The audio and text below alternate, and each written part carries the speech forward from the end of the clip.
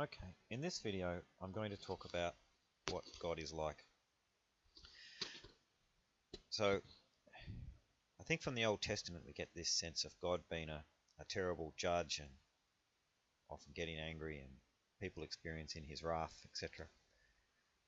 But I think that Jesus really showed us the true nature of God. And although, God has this aspect of his wisdom, his primary element is that aspect of his love. So I think we can think of God as being divided roughly into two views. One is the love element, which is the gentle caring that you get from Jesus. And the other is the wisdom element, which must maintain order in the universe and deal with somewhat intransient people when they're being awful. And I think sometimes we get caught up thinking too much about the wisdom God and his power and his omnipotence and how he deals with people who are doing bad things, and there's this sense of fear and dread. And I think maybe we forget about the other side, which is the love and gentleness and tender care. And I think maybe when we look at the life of Jesus, we see the examples of the feet washing, of the dying on the cross and meaning no one no harm, just saying, Father, please forgive them. That is, I think, the side of God that I prefer to dwell on myself. And I think it's one that also we should hold up as an ideal if we're going to imitate Jesus and become like him. Then we need to think about this love aspect. We're not God, so we don't need to maintain order in the universe. He says we're not to be judges, that he is to judge. So he's given us basically, guidelines to live by. And he's told us, that there are consequences for not living by that. But that's him acting in his wisdom side.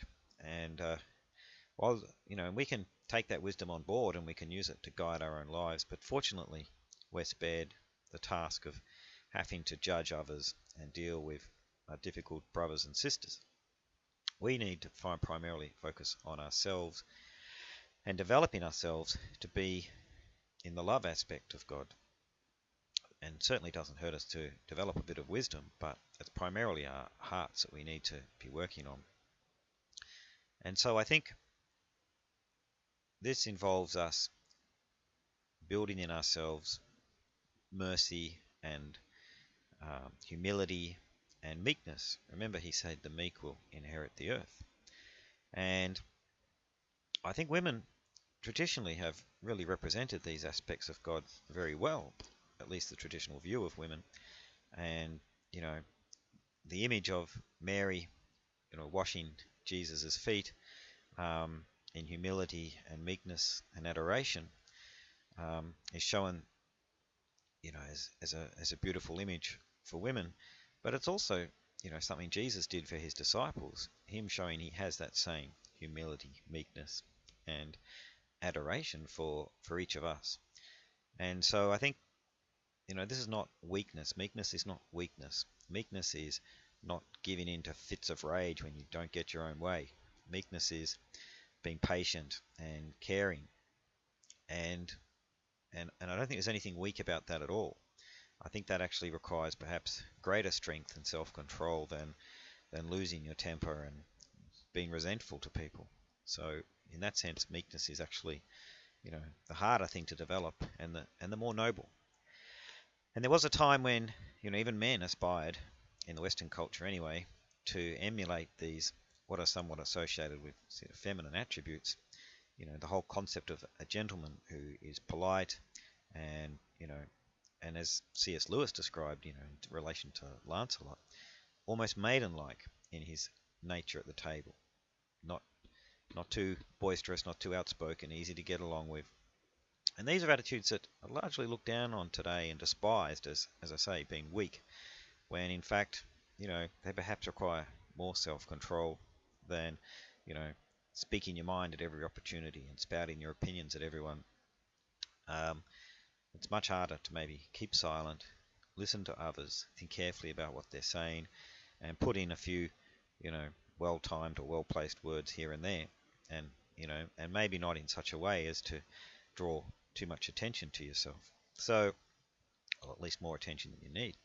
So these attributes that today are looked down upon, and everyone is seeking power and seeing that as being the be-all and the end-all. But your power is transitory, um, and and it's not really an attribute of you. I mean, if you get into a powerful position, eventually you're going to retire, or if you're a leader, be deposed or whatever, and you're just left with yourself again. Um, whereas the spiritual attributes are things that stay with you forever. And again, Jesus gave us that admonition to not worry about the things of this world, and focus instead on the things of the spirit. And I think that's really something to keep in mind. And we should forget about seeking power, and we should forget about our resentments when we don't get our own way, and we shouldn't worry too much about if people do us injustice, because if you have faith and trust in God, He will correct that anyway. So leave the judging to Him. Vengeance will be mine, He said. Leave the vengeance to Him, um, because He's the only one who can really assess what's going on and what situation other people were in and why they did what they did. And He's the only one that can really exact vengeance anyway. So we're best to just forgive, as we're told to do, and not be resentful if people wrong us, and trust in God to set things right. Now, some people may say that that's weak, and um, and that the world will fall into chaos if we do this sort of thing. And I disagree. I think the world is in chaos because everyone is seeking vengeance. Everyone is seeking to set things right according to their standards, and there are many standards, and I think we all need to fall back on God's one standard. And that's not to say if someone's doing something to hurt someone else that you shouldn't step in. Certainly we should do that, but it's what happens after that that matters. Do we resent them? Do we want to hurt them in some way in retaliation? This is what I'm talking about. Certainly bad things will happen, and certainly bad things need to be stopped, but it's the attitude to how they're being stopped that is most important. If you're going to be doing, trying to improve the world, then it needs to be coming from a place of love and not a place of vengeance and hatred. So, Jesus said to the Jews that, He wanted to be like a mother hen to them and gather the chicks under His wings, but they didn't want any part of Him. So He couldn't do that. And this is the decision you need to make. Do you want to know Jesus as the gentle, loving, caring Father, and in a sense mother that He wants to be to us? Or do we want to have Him as the wrathful, angry God, the deity? Because we make that choice. If we want to walk down His path, then we can know Him as the gentle, kind, loving God. If we want to walk down our own path, the worldly path, then we will encounter Him as the Old Testament deity. So anyway, that's my thought on God, and I think the fact that that women have represented, I think, very closely God's gentleness and peacefulness and calmness and His caring, and I think those are how we perhaps should look at God. Perhaps women are a reflection of God in that respect, and that's not to say that men can't have that. To some degree, men are the ones that are left to execute the wisdom component. Um, in the days of, it's modern world where we have big organizations, that can be run by women and women can be commanding. But in the old days, it was, in the clans and small villages, it was a man who had to step out and stop bad men doing bad things. And they were the ones with the physical power to do it. And so they've always had to be executing that that aspect of God which imposes order and wisdom on the world, because that was their particular task. I feel that it was given to men to be representing that attribute of Himself, whereas perhaps for women it was just the gentleness and the lovingness that was supposed to shine through.